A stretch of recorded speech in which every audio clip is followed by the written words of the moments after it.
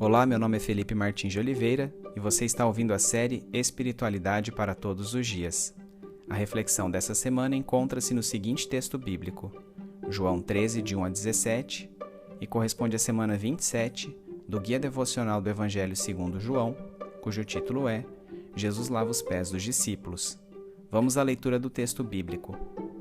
Um pouco antes da festa da Páscoa, sabendo Jesus que havia chegado o tempo e que deixaria este mundo e iria para o Pai, tendo amado os seus que estavam no mundo, amou-os até o fim.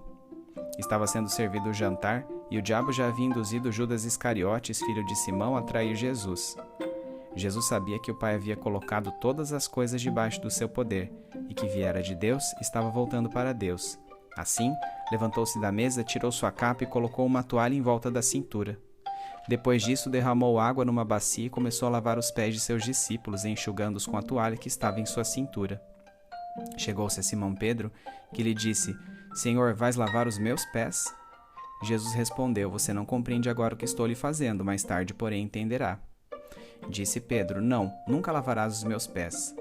Jesus respondeu: Se eu não os lavar, você não terá parte comigo.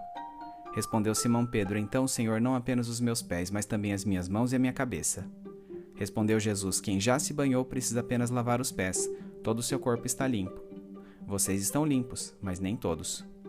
Pois ele sabia quem iria traí-lo e por isso disse que nem todos estavam limpos. Quando terminou de lavar-lhes os pés, Jesus tornou a vestir sua capa e voltou ao seu lugar. Então lhes perguntou: Vocês entendem o que lhes fiz? Vocês me chamam mestre e senhor, e com razão, pois eu sou. Pois bem, se eu, sendo senhor e mestre de vocês, lavei-lhes os pés, vocês também devem lavar os pés uns dos outros. Eu lhes dei o exemplo para que vocês façam como lhes fiz. Digo-lhes verdadeiramente que nenhum escravo é maior do que o seu senhor, como também nenhum mensageiro é maior do que aquele que o enviou. Agora que vocês sabem essas coisas, felizes serão se as praticarem.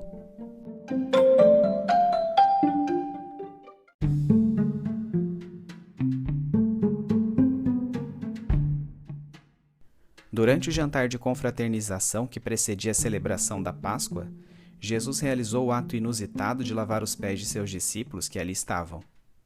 Esta tarefa usualmente era executada por escravos inferiores, geralmente idosos ou sem utilidade para outras funções, e fazia-se necessária porque os banhos daquela época eram públicos e a caminhada pela empoeirada Palestina sujava os pés das pessoas. Assim, era um sinal comum de hospitalidade que o anfitrião de uma casa oferecesse um de seus servos para lavar os pés daqueles que partilhassem de uma refeição. No entanto, como não havia nenhum serviçal para lavar os pés dos que ali estavam, e nenhum dos discípulos prontificara-se a fazê-lo, o próprio Jesus tomou essa iniciativa. A finalidade do ato é primeiramente didática, como pode ser notado na passagem de João 13, 13 e 14. O evangelista João, entretanto, enfatiza que a motivação interior do ato do lava-pés foi o amor de Jesus pelos seus. Na companhia dos discípulos fiéis e de Judas Iscariotes, que ele sabia ser aquele que o entregaria às autoridades judaicas para ser crucificado, e tomando consciência crescente de que o momento de sua morte estava cada vez mais próximo, Jesus passou a lavar os pés de todos numa demonstração incondicional do amor que tinha por eles. Como o ato de lavar os pés era atribuição originalmente digna de um escravo, Simão Pedro inicialmente relutou em ter seus pés lavados por Jesus, mas finalmente assentiu.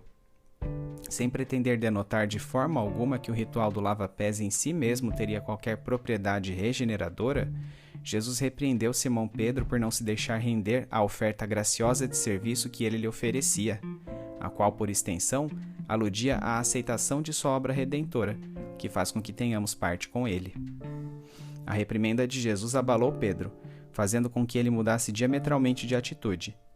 Se recusar a lavagem dos pés por Jesus era equivalente a rejeitar ao próprio Cristo, então Simão agora afirmava querer também uma lavagem completa, da cabeça aos pés. A isto, Jesus fornece uma resposta revestida de significado espiritual. Quem já se banhou precisa apenas lavar os pés, todo o seu corpo está limpo.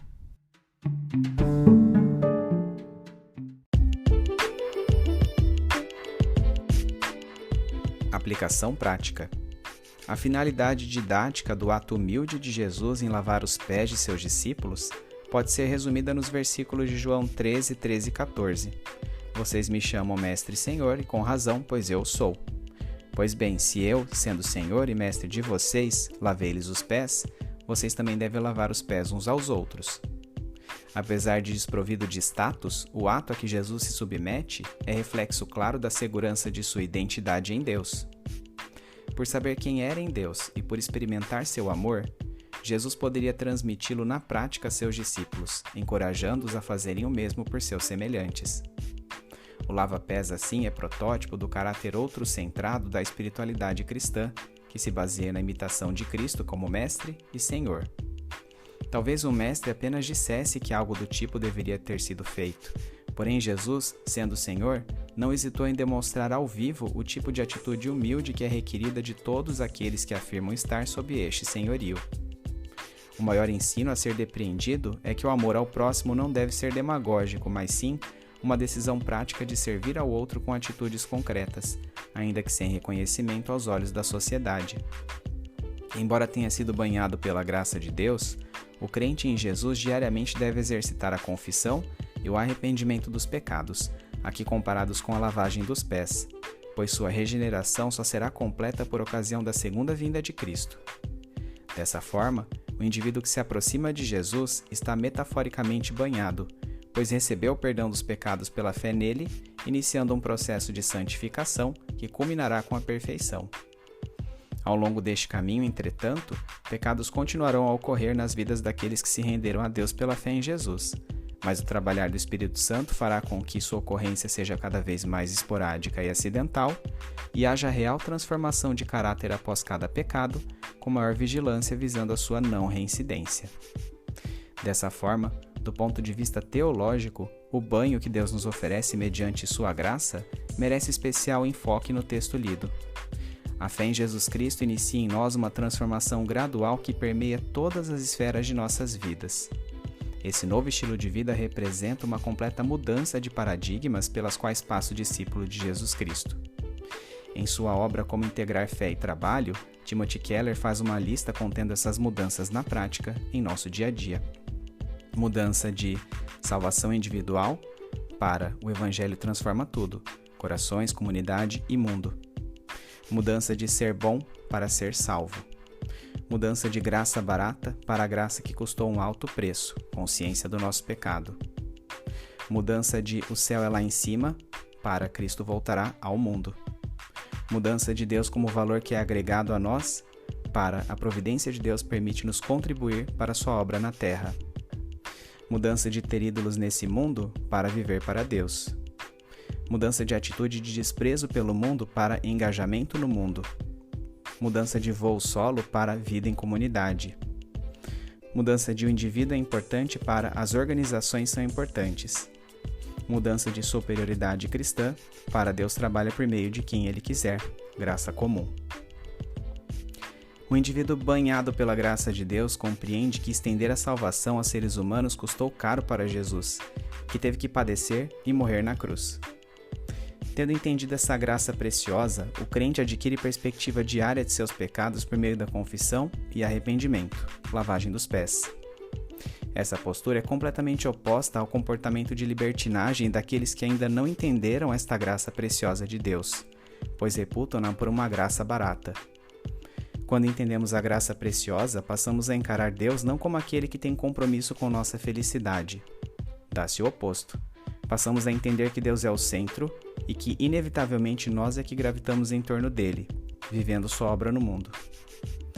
À medida que mais e mais pessoas compreendem a real concepção da graça preciosa e abandonam sua visão equivocada de graça barata, as boas obras passam a ter impacto não apenas em nossa espiritualidade individual, mas em âmbito coletivo, modificando estruturas humanas ao redor do planeta. Passamos assim a entender o verdadeiro papel da comunidade dos discípulos em meio ao mundo, deixando de viver no isolamento para servirmos engajados aos que nos cercam, independentemente da fé que professem, certos de que Deus trabalha em meio a eles, tanto quanto faz em nós.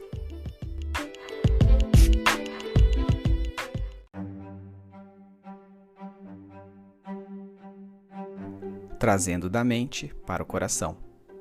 Querido Deus e Pai, que grande alegria ter sido regenerado por sua graça salvadora por meio de minha fé em Cristo. Seu amor servil e prático fala meu coração também pragmático. Se Cristo é meu mestre e Senhor, suas conquistas e alegrias são minhas, mas seus sofrimentos e atribuições humildes também devem ser. Senhor, que eu não viva no engano de querer partilhar apenas dos bons aspectos deste discipulado. Fortaleça-me com senso de propósito e confiança em sua soberania para viver também as humilhações e sofrimentos que título discípulo requer. Como Pedro, a princípio não entendo seus valores. Contesto-os, pois é antinatural para mim que o Rei do Universo sirva e sofra, pois isso seria admitir que eu também terei que servir e sofrer. Mas a vívida imagem do Deus homem portando bacia e tecido ao invés de coroa e cetro me constrange. Se ele, que é mestre e senhor, pode servir, por que eu não deveria? Uma delicada brisa massageia minha fronte, como se fosse o sussurro do próprio Espírito Santo a convencer-me de meu individualismo. Servir é viver em comunidade, e viver em comunidade é fonte certa de mágoa e atritos. Relembro de decepções advindas de convívios do passado, e por um momento sou tentado à autocomiseração. Mas então sou atingido pela triste consciência de que já magoei outras pessoas também. Não sou maior do que o mestre, nem do que ninguém. Preciso servir com atitudes práticas, e a necessidade é urgente, pois provém do exemplo do próprio Deus encarnado. Que eu tenha em Jesus Cristo o supremo exemplo de serviço e amor. Que o ato de servir a meu próximo seja expressão de meu amor ao próprio Deus, pois fui banhado pela graça preciosa, que custou caro para meu querido Jesus. Que as manifestações deste serviço permeiem todas as esferas da minha existência. Que, à medida que servimos uns aos outros, criemos esse senso de coletividade para sermos corpo de Cristo mediante o engajamento comunitário. Impila-me, Espírito Santo de Deus, a sair de minha pecaminosa zona de conforto, cheia de preguiça e omissão. Impulsione-me em direção aos necessitados.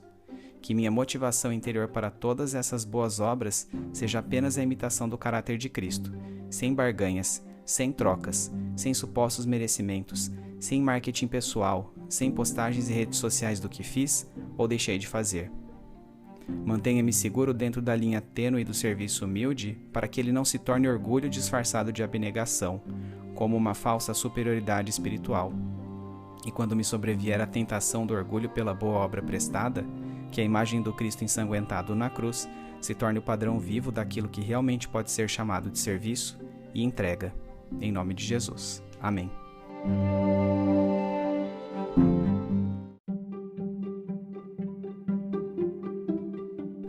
Medite mais sobre este texto ao longo da semana. Domingo, leia o texto de João 13, de 1 a 17, bem como os comentários sobre ele. Segunda-feira, em que consistia o costume judaico original de um anfitrião mandar lavar os pés de seus convidados? Terça-feira, qual o significado espiritual do conceito de banho, em contraposição à simples lavagem dos pés, que permeia o diálogo de Jesus com Simão Pedro? Quarta-feira, qual a diferença entre a conduta do discípulo que considera Cristo somente como mestre, daquele que o reputa por mestre e Senhor? Em outras palavras, que diferença prática tem o senhorio de Cristo em nossas vidas em detrimento do mero assentimento intelectual de seus ensinos? Relembre os conceitos de graça preciosa e graça barata para responder esta pergunta. Quinta-feira, em que aspectos a imitação prática da humildade de Cristo transfere nossa devoção do individualismo para a coletividade? Sexta-feira, como podemos nos engajar no serviço ao mundo sem sermos contaminados pelas más influências de sua cultura? Sábado, quais as implicações práticas do texto de João 13, de 1 a 17, para a sua vida?